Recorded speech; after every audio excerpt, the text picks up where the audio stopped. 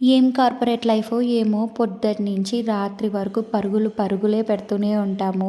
పొద్దునంతా office, evening అంతా ఇంటి పని. మళ్ళా కుదురుగా ఉంటామా, మళ్ళా ల్యాప్‌టాప్ ఏసుకొని ముందరైతే కూర్చోవాలి.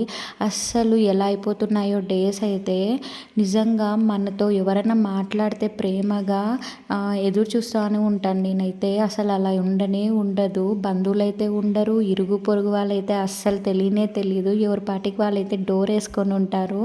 లక్కీలీ విష్ణుకి అయితే ఇక్కడ రిలేటివ్స్ ఉన్నారు. వాళ్ళు కూడా కేఆర్పురంలో అయితే ఉన్నారనమాట. నాకైతే బంధువులు ఎవ్వరు లేరు.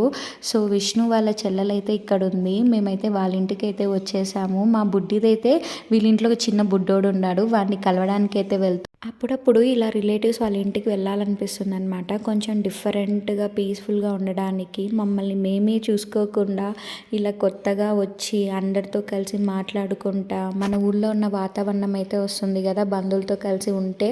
సో ఇంకా మేమైతే బయటికి వెళ్తున్నాము. ఇక్కడ వీళ్ళ ఇంటి దగ్గర ఏదో ఇమిటేషన్ జ్యువెలరీ ఉంది అంటే ఇంకా చూడ్డానికి ఎక్కడికి పోయినా నేనైతే ఆగను. సరే పదా అని అయితే వెళ్తున్నాము. ఇంకా నిజంగా బయట నుంచి చూస్తే చాలా బాగుంది అనిపించింది. కానీ లోపలికి వెళ్తే అసలు విషయం తెలిసింది. అంటాం కదా పైన పటాలం లోన లొటాలం అనేసి. అస్సలు బయట అయితే అంత బిల్డప్ కొట్టాడు, లోపలైతే ఏమీ లేదు. నిజంగా నాకైతే వర్తే అనిపించలేదు. ఇది కేఆర్పురంలో అయితే ఉంది. అసలు ఏది ఎత్తుకున్నా కానీ 5,000 6,000 చెప్తున్నాడు. అసలు దానికన్నా జయానగరే చిక్పేట చాలా బెస్ట్ అనిపించింది.